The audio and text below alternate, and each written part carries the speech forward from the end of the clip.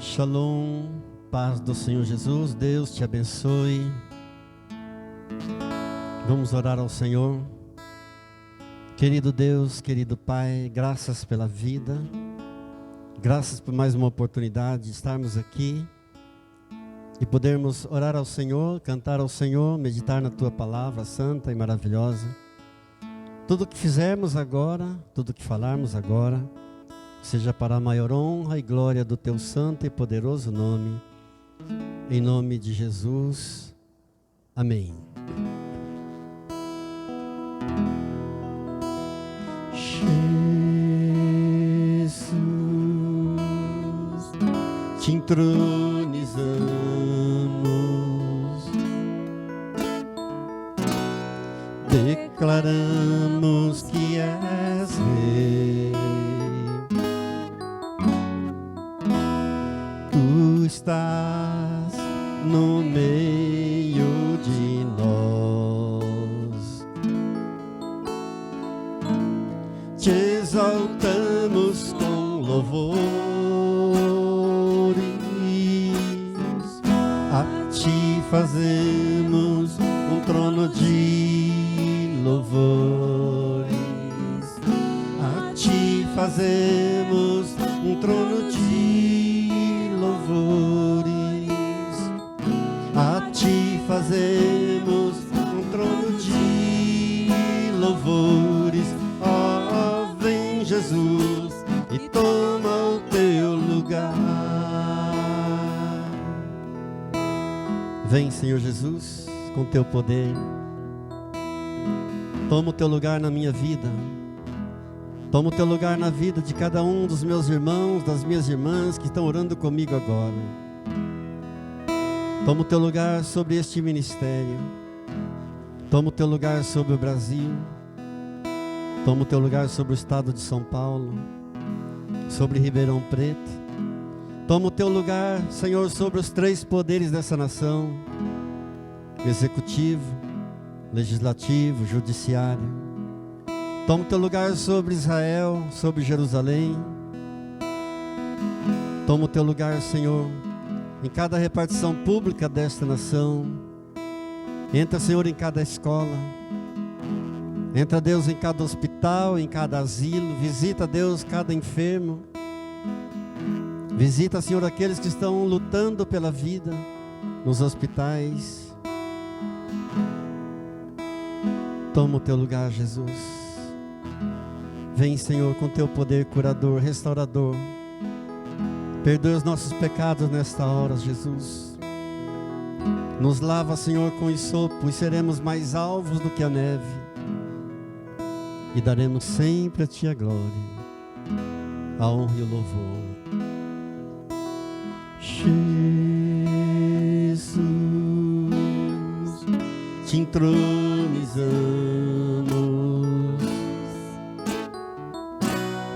declaramos que és Rei. Tu estás no meio de nós, te exaltamos com louvores, a ti fazemos um trono de louvores, a ti fazemos um trono de louvores, a ti fazemos um trono de louvores. Ó, vem Jesus e toma o teu lugar. A ti fazemos um trono de louvores, a ti fazemos um trono de louvores, a ti fazemos um trono de louvores. Ó, vem Jesus e toma o teu lugar. Ó, vem Jesus e toma o teu lugar. vem Jesus e toma o teu lugar.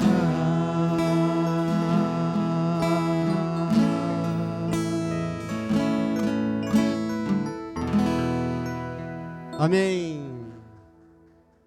Amém. A paz do Senhor Jesus. Quero te convidar a tomar a sua Bíblia, por favor, no Evangelho de Mateus, no capítulo 17.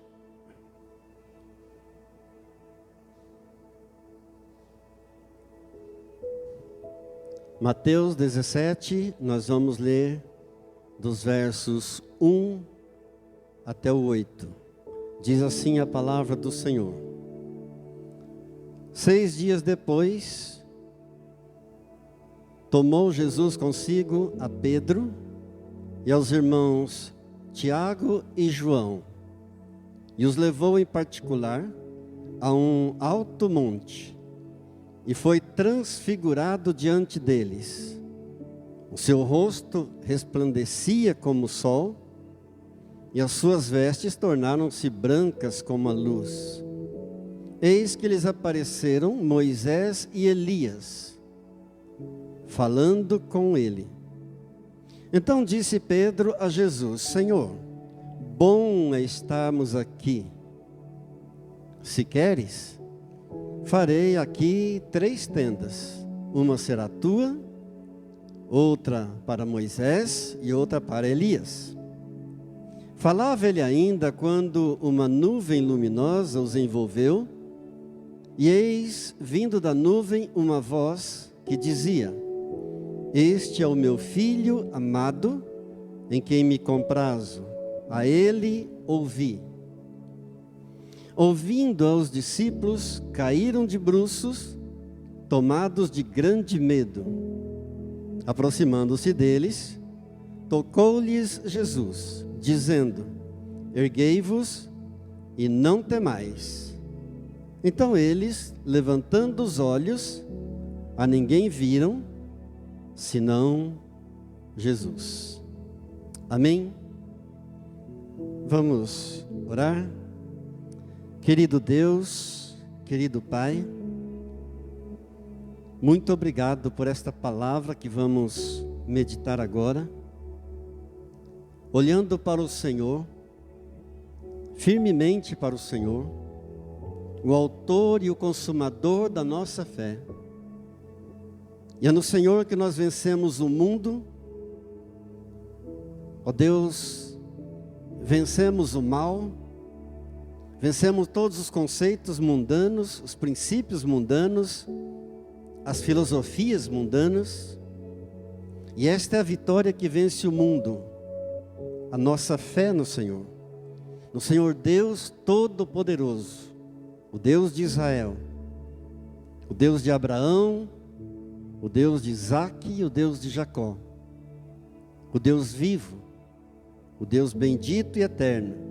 E na Tua palavra, Senhor, e oramos para que esta palavra que vamos meditar agora não se aparte da nossa boca e do nosso coração, e possamos não apenas tê-la em nossa boca, em nosso coração, mas também colocá-la em prática no dia a dia da nossa vida.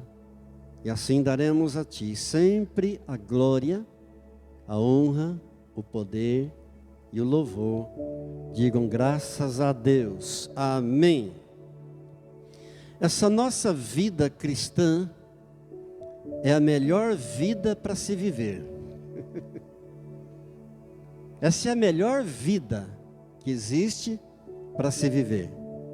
Não existe nada que Satanás possa nos oferecer que possa ser comparado a essa vida maravilhosa, essa vida cristã. E Deus deseja essa vida para todos. Jesus mesmo disse: Eu vim para que todos tenham vida e vida em abundância. Diga glória a Deus. Essa vida cristã é a vida mais maravilhosa, é a vida mais empolgante, é a vida mais realizada E mesmo assim, é difícil dizer isso aos incrédulos, porque eles não entendem, eles não sabem que eles estão a uma oração de distância dessa vida maravilhosa. Eles não sabem isso. Estão a apenas uma oração de distância dessa vida que é a mais empolgante, a mais realizada, a mais maravilhosa para se viver. Basta uma oração de entrega, de aceitação do Senhor Jesus. Uma oração de uma entrega real, de uma entrega verdadeira. Porque eles pensam que é a coisa mais chata que existe, essa vida maravilhosa que nós vivemos. Eles pensam que é a coisa mais chata.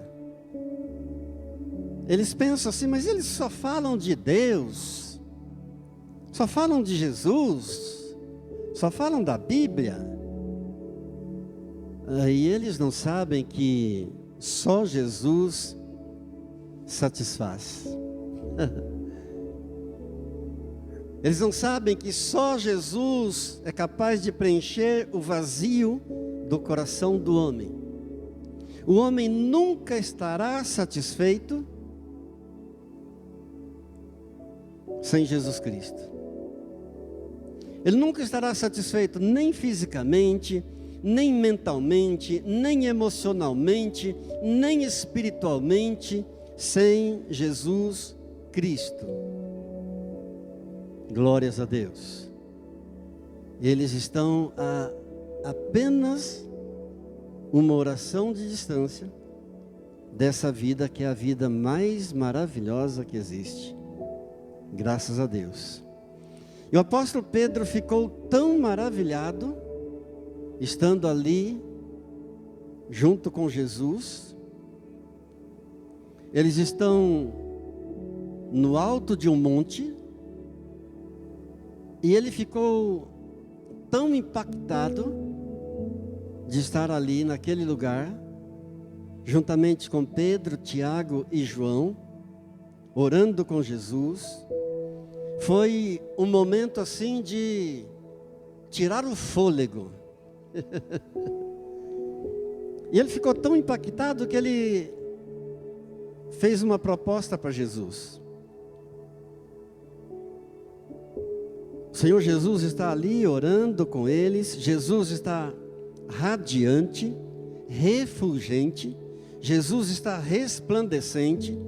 O texto está dizendo para nós que o rosto do Senhor Jesus brilhava como o sol. As suas roupas tornaram-se brancas como a luz. E surgiram também Moisés e Elias, conversando com Jesus Cristo em glória. Ou seja, não fisicamente. Surgiram ali, apareceram ali, conversando com Jesus Cristo, em glória, em um corpo glorificado.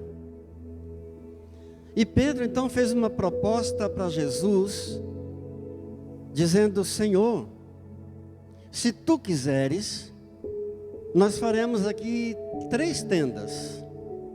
O que é que estava no coração de Pedro? Qual era o desejo dele?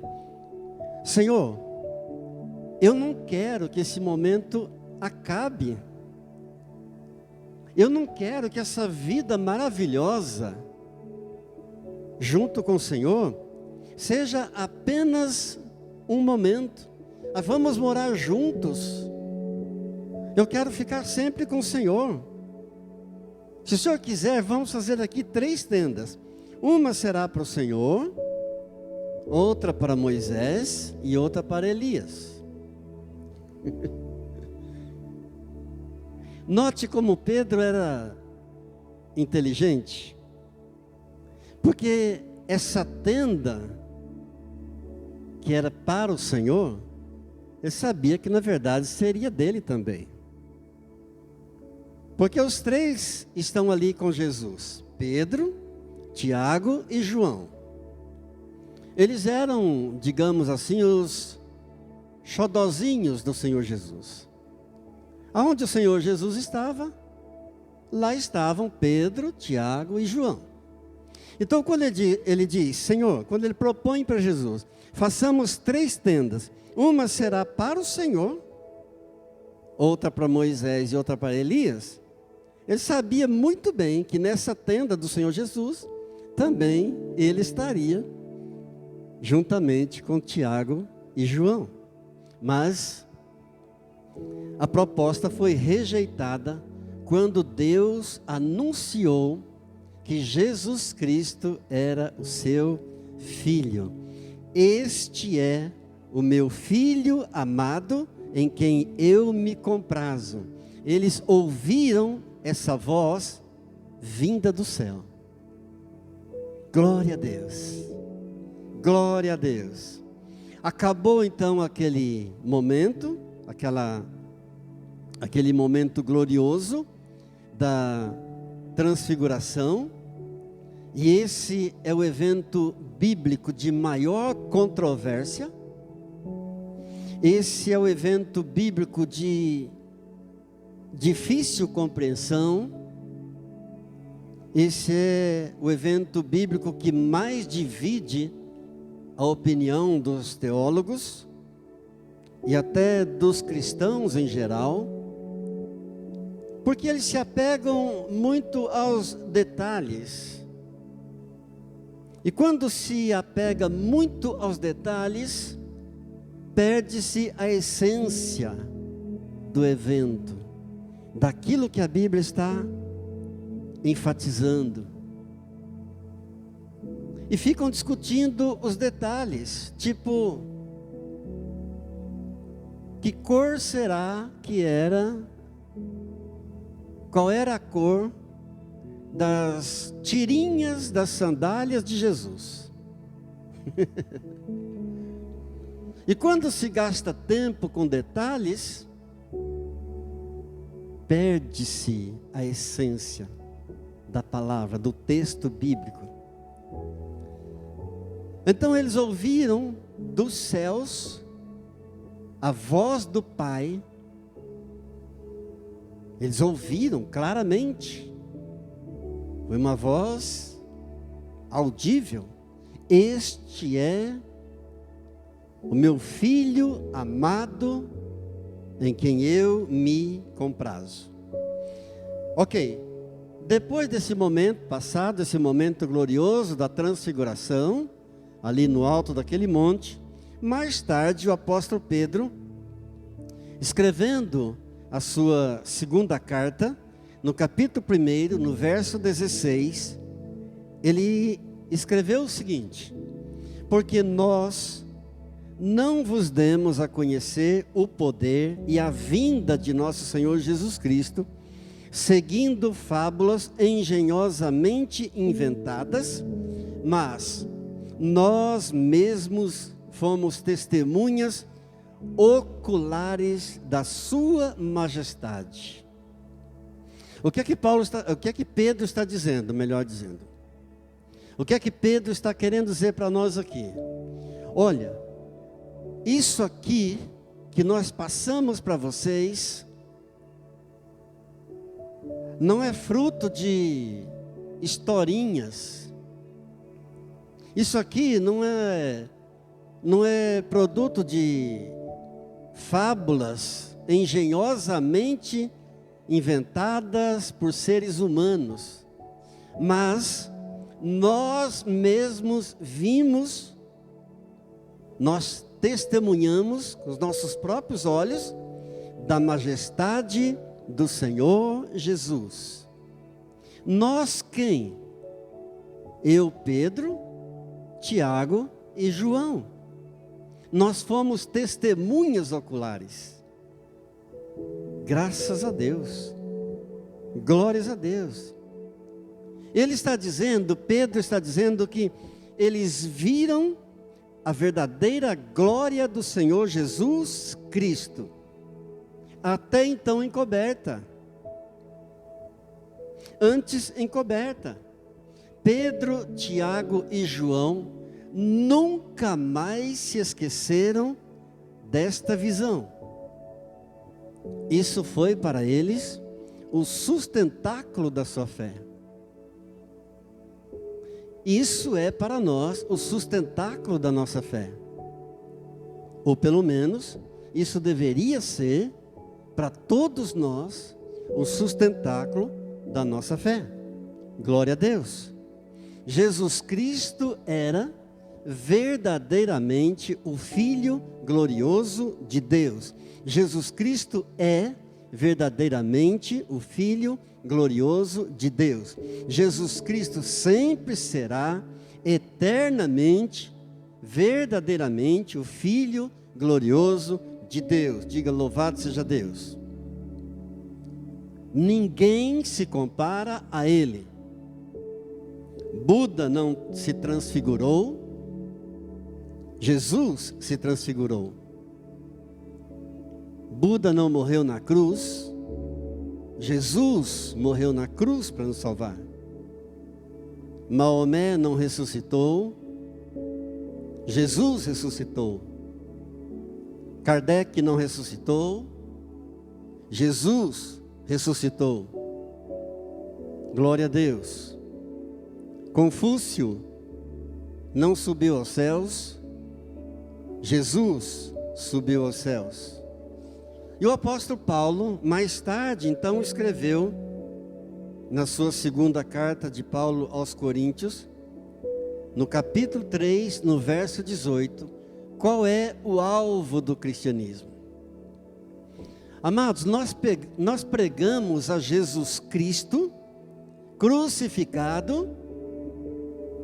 Nós pregamos a Jesus crucificado e ressuscitado dentre os mortos, como a única saída para o ser humano, como a única resposta para esse mundo, como único e suficiente Senhor e Salvador das nossas almas.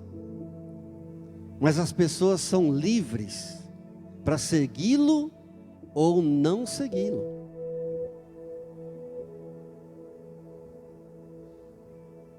Amém?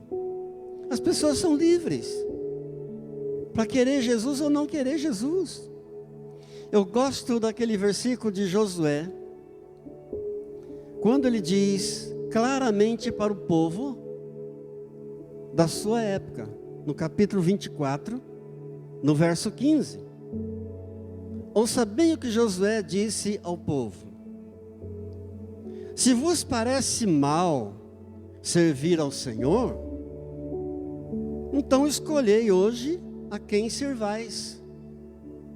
Se aos deuses a quem serviram vossos pais, ou aos deuses dos amorreus, onde vocês habitam. Eu e a minha casa serviremos ao Senhor. Glória a Deus. Diga: eu e minha casa serviremos ao Senhor. Eu gosto dessa palavra, porque Josué não ficou fazendo rodeios, ele foi direto, ele foi taxativo.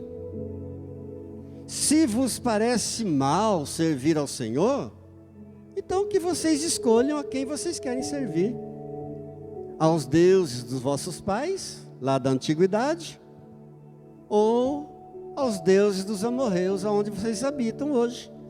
Só que eu e a minha casa, eu e a minha família, serviremos ao Senhor. Diga glórias a Deus. Mas então eu dizia que o apóstolo Paulo, mais tarde, escreveu na sua segunda carta aos Coríntios, no capítulo 3, no verso 18, qual é o alvo do cristianismo. Eu vou ler para os irmãos, 2 Coríntios 3,18.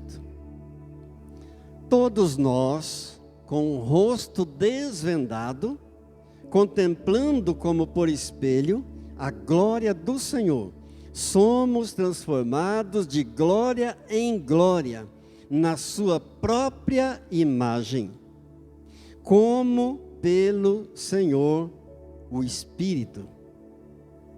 O que Paulo está dizendo?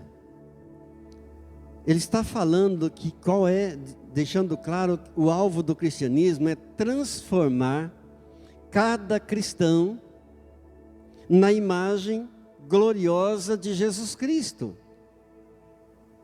Esse é o propósito do cristianismo. Transformar cada crente na imagem bendita, gloriosa e maravilhosa do Senhor Jesus. É quando o homem passa a contemplar Jesus por meio da sua palavra. Glória a Deus. Por meio da sua palavra, à medida que Jesus vai vivendo em nós, então nós passamos a transmitir Jesus para o mundo. À medida que Jesus passa a viver em nós, nós começamos a demonstrar a vida de Jesus Cristo em nós. À medida que Jesus passa a viver em nós, nós passamos a demonstrar o caráter de Jesus Cristo em nós. À medida que Jesus passa a viver em nós, nós vamos então demonstrando a natureza do Senhor Jesus para o mundo. Muitos de nós, porque alguns não fazem isso, embora dizendo que são cristãos, eles saem por aí brigando e xingando a todo mundo, mas esse não é o alvo do cristianismo. O alvo do cristianismo é nos transformar de uma forma contínua, progressiva, na imagem bendita e maravilhosa de nosso Senhor e Salvador Cristo Jesus. E essa luz brilhante do Senhor Jesus, como um relâmpago, descrita aqui para nós, essa luz brilhante dele habitando em nós, isso fará com que os homens glorifiquem a Deus. Esse é o propósito.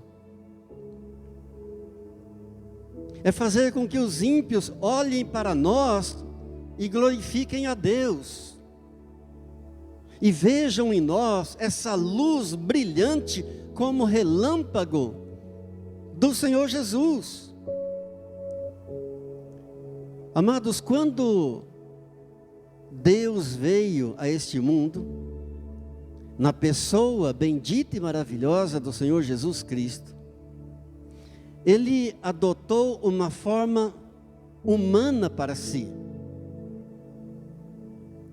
Fisicamente, Jesus Cristo era parecido com qualquer homem deste mundo, com as mesmas necessidades. Ele tinha fome, ele tinha sede, ele tinha cansaço, ele tinha alegria, ele tinha tristezas, ele chorava. A sua divindade foi vista apenas indiretamente, através das suas ações, através de suas palavras. A sua divindade foi vista pelas suas atitudes. Por exemplo, quando Nicodemos teve um encontro com o Senhor Jesus, ele disse: mestre, eu vejo que tu és um mestre vindo de Deus, porque ninguém pode fazer as coisas que tu fazes, se Deus não estiver com ele. Amados, esse é o propósito do cristianismo para cada um de nós, para que o ímpio, para que o incrédulo possa olhar para nós e ver em nós essa luz brilhante como um relâmpago do Senhor Jesus Cristo. Glórias a Deus. Mas nesta ocasião aqui, especificamente na transfiguração, a glória divina interior de Cristo Jesus resplandeceu e se tornou visível. Por isso que Pedro ficou impactado, maravilhado. Falou: Senhor, não vamos acabar com isso não. Vamos fazer 3 tendas aqui. Uma para o Senhor, outra para Moisés, outra para Elias. E evidentemente eu vou estar com o Senhor. Na sua tenda, lógico. Tão maravilhado ele ficou. Tão impactado com a presença do Senhor Jesus. Transfigurado. Louvado seja Deus. Você já pensou alguma vez no que Deus faria se Deus fosse um homem? O que Ele faria aqui nesse mundo? Você já pensou o que Deus diria se Ele fosse um homem vivendo aqui neste mundo? Você já pensou no que Deus pensaria se Ele fosse um homem vivendo aqui neste mundo?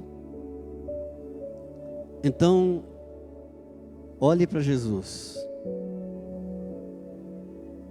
Olhe para Jesus. Tudo que Jesus disse é o que Deus diria se Ele fosse um homem vivendo aqui.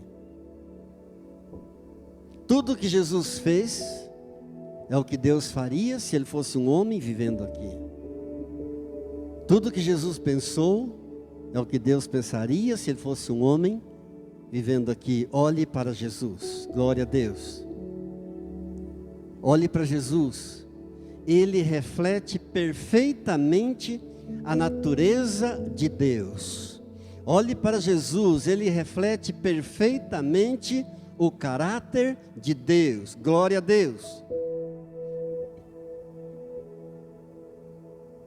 Por exemplo, quando Filipe se aproximou de Jesus e pediu a Jesus: Senhor, mostra-nos o Pai, e isso basta para nós. E Jesus então se admirou e disse: Filipe, há tanto tempo estou convosco e você não me conhece? Como pede a mim, mostra-me o Pai? Quem vê a mim, Filipe, vê também o Pai. Amados, a nossa fé em Cristo Jesus não é um salto no escuro. A nossa fé no Senhor Jesus não é um arriscar-se na vida. A nossa fé no Senhor Jesus é um passo bem firme, baseado em evidências bem concretas.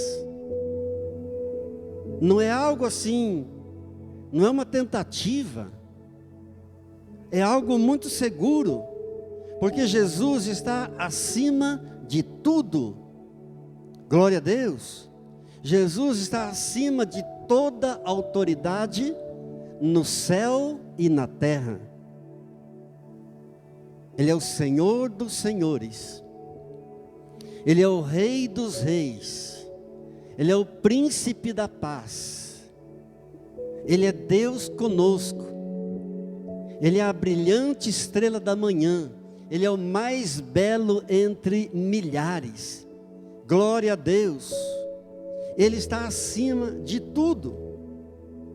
Ele reflete perfeitamente a natureza de Deus e o caráter de Deus. Olhe para Jesus.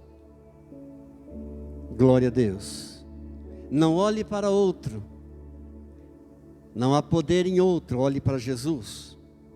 Diga: louvado seja Deus. Jesus Cristo está acima de todo principado, de toda potestade, de todo poder, de todo domínio, de todo nome.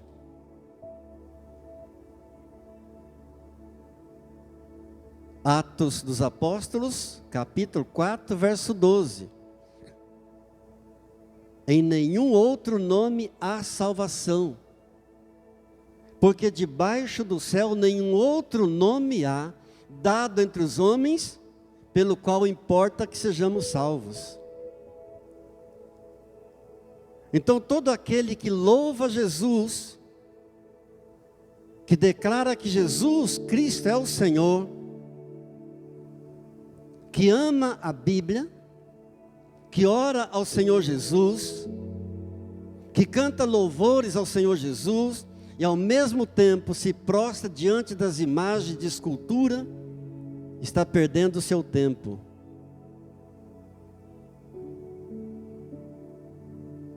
Deus odeia a idolatria. E a Bíblia diz que os idólatras não herdarão o reino dos céus. Em nenhum outro nome há salvação, porque debaixo do céu nenhum outro nome há, dado entre os homens, pelo qual importa que sejamos salvos. Diga graças a Deus. Mas o que chama a nossa atenção aqui, nesse texto da transfiguração, são essas duas figuras glorificadas.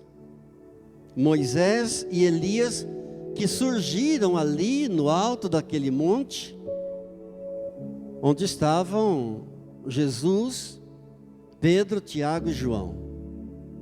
Essas duas figuras de Moisés e Elias chamam a nossa atenção.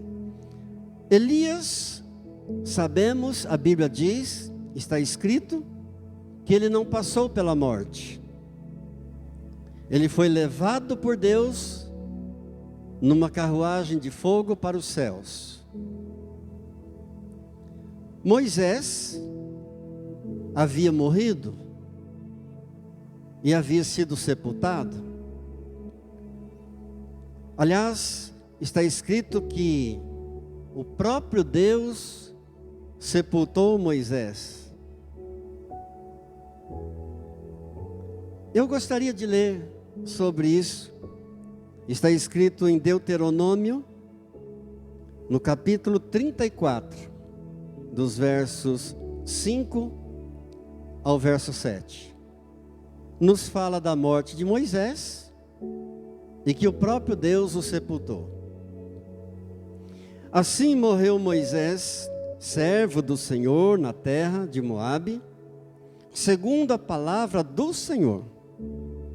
Este o sepultou, ou seja, o Senhor o sepultou, num vale, na terra de Moabe, defronte de Bet-peor. E ninguém sabe até hoje o lugar da sua sepultura. Agora note o que diz o verso 7. Tinha Moisés a idade de 120 anos quando morreu, não se lhe escureceram os olhos, e nem se lhe abateu o seu vigor. Agora, muitos perguntam, já me perguntaram, pastor, quem escreveu o livro de Deuteronômio? E a resposta é, Moisés escreveu o Pentateuco, os 5 primeiros livros da Bíblia.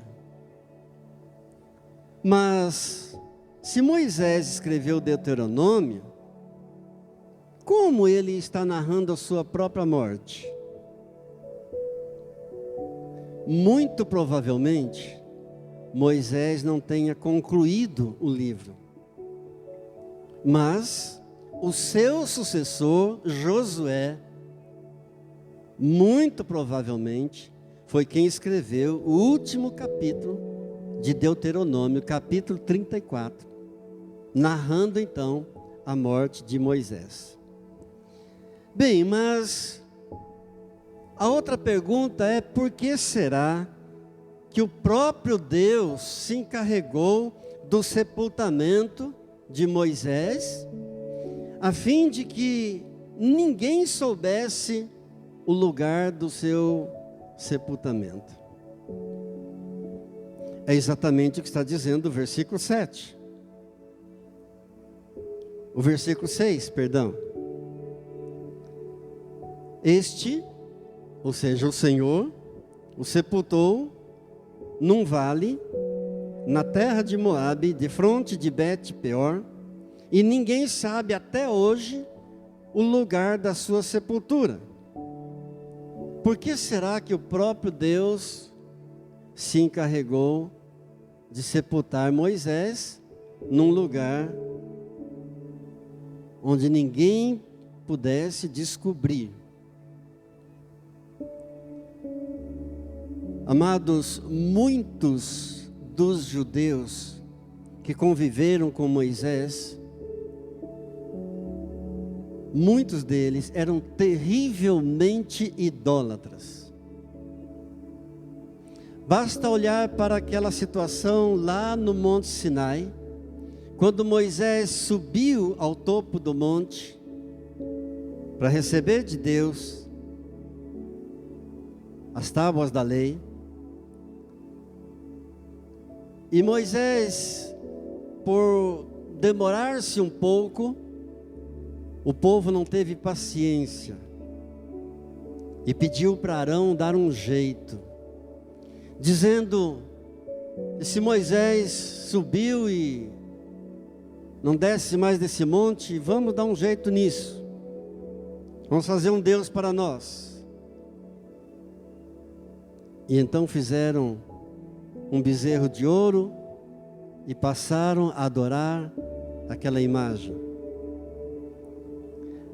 Aquele povo havia saído recentemente do Egito. Eles eram terrivelmente idólatras. Se Deus não tivesse ocultado o corpo de Moisés, muito provavelmente eles iriam lá para cultuar o corpo de Moisés. Muito provavelmente esse lugar teria se transformado em mais um lugar de peregrinações, de idolatria. Muito provavelmente eles iriam ali levantar altares naquele lugar da sepultura de Moisés e adorar aquele lugar, aquela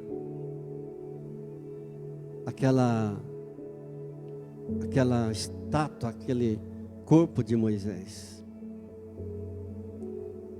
Se Deus não tivesse escondido o corpo de Moisés, muito provavelmente eles iriam atribuir milagres a Moisés. Eles iriam atribuir poderes, valores, importância a Moisés, coisas que Deus abomina veementemente, coisas que são contrárias à vontade de Deus. Amados, Deus deseja ser adorado somente a Ele, em espírito e em verdade. Glória a Deus, glória a Deus. O Senhor Deus deseja que sejamos fiéis a Ele. A única coisa que Deus pede para nós, que sejamos fiéis a Ele, fiéis até o fim. Seja fiel até o fim, e eu te darei a coroa da vida, está escrito. Glória a Deus. O ser humano tem essas tendências de adorar ídolos. Deus deseja ser adorado somente a Ele em espírito e em verdade. Em nossos dias não é diferente. Você pensa que hoje é diferente? Não é. O ser humano ainda entra no bosque, corta uma árvore, separa um tronco de madeira, Com uma parte daquele tronco ele faz um fogo para cozinhar, para se aquecer, e com a outra parte ele esculpe um ídolo e se prostra diante dele e diz: você que vai me ajudar, diga misericórdia. Misericórdia. Estou falando dos nossos dias.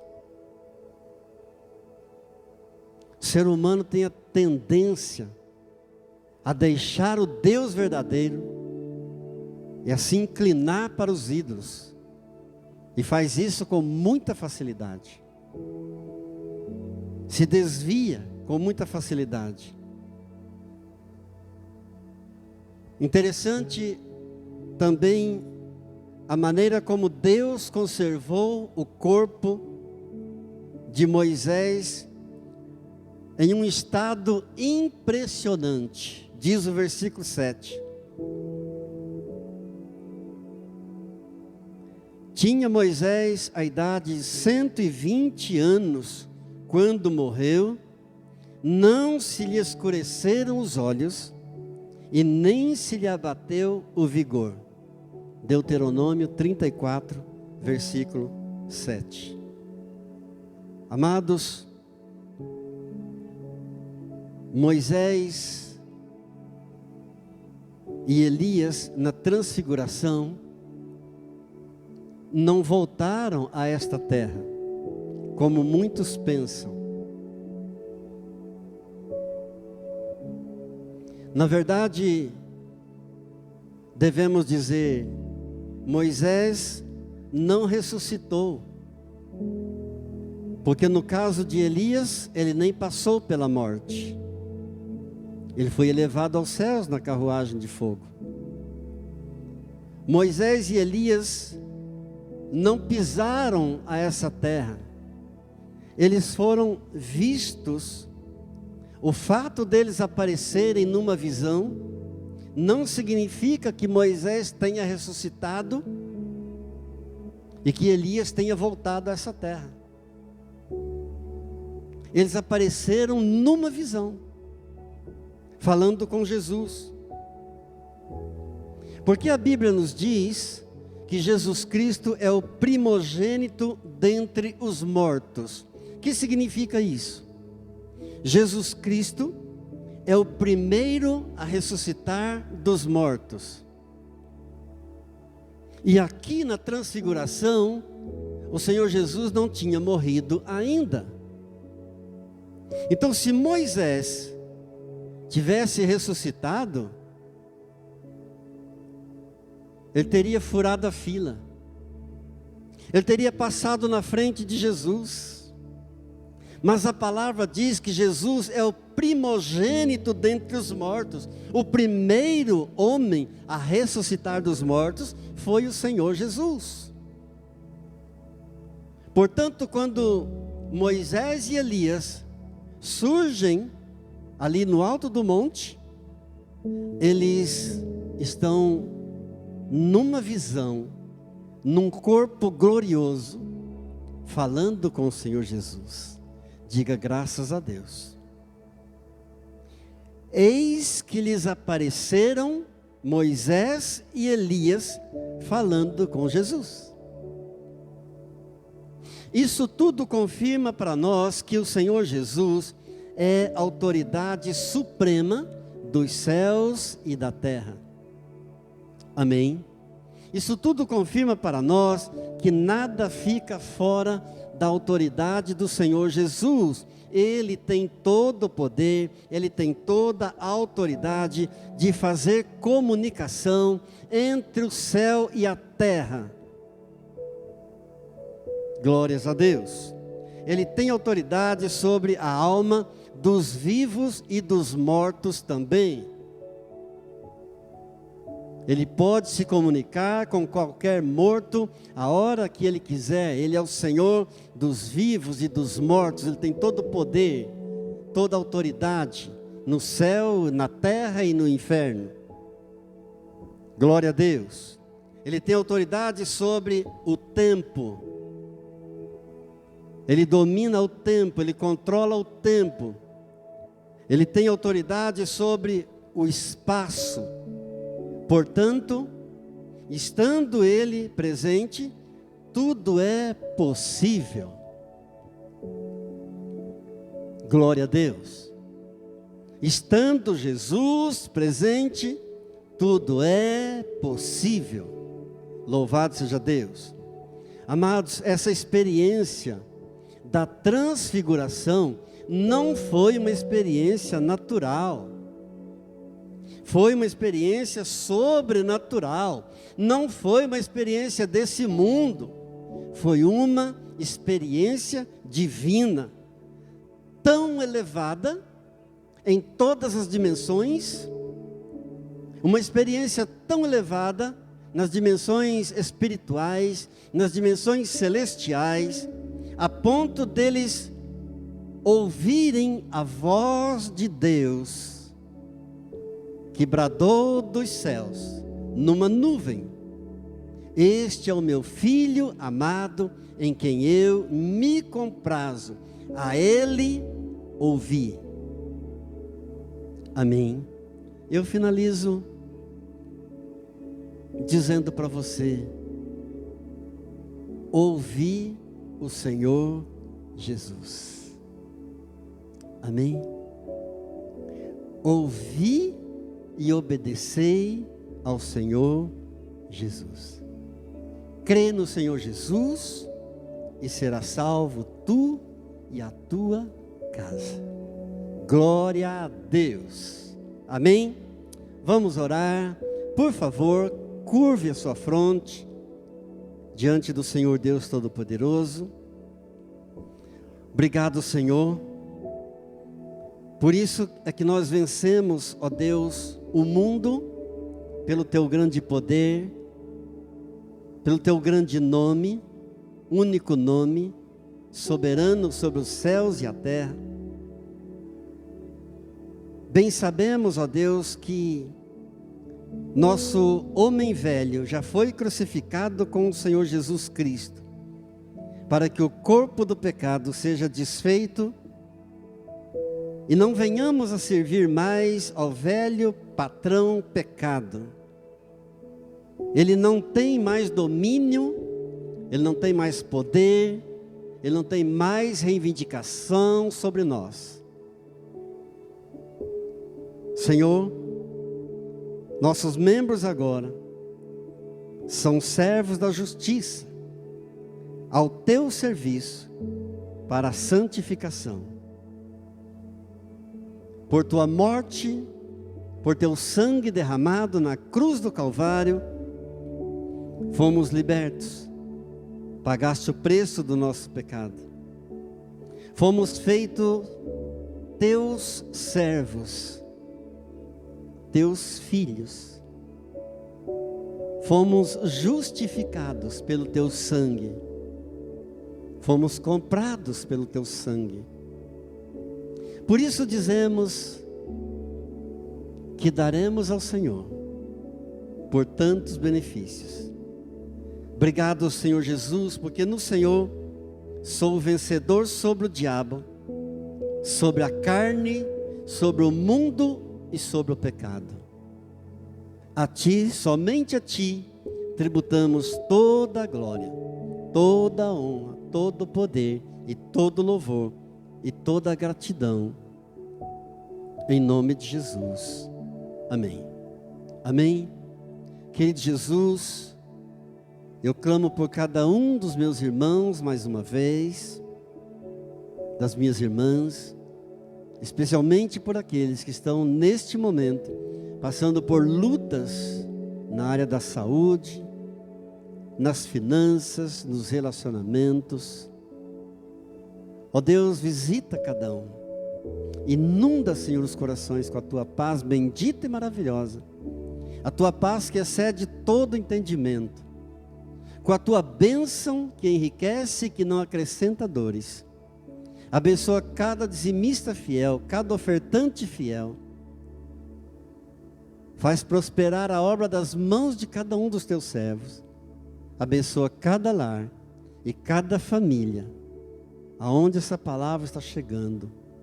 Em nome do Pai, do Filho e do Espírito Santo. E eu te agradeço por esse momento tão precioso e por essa mensagem tão simples. Mas eu creio que o Senhor falou aos nossos corações. O Senhor falou ao meu coração e creio que, apesar de ser uma mensagem tão simples e breve, da tua santa palavra, o Senhor falou também com os meus irmãos. Por isso te louvamos, agradecidos, em nome de Jesus. Amém. Digam graças a Deus. Que a paz bendita e maravilhosa de nosso Senhor e Salvador Cristo Jesus, o amor do Deus Pai Todo-Poderoso, a comunhão e a consolação do Espírito Santo, seja sobre você e a sua família, agora e sempre. Amém. Shalom.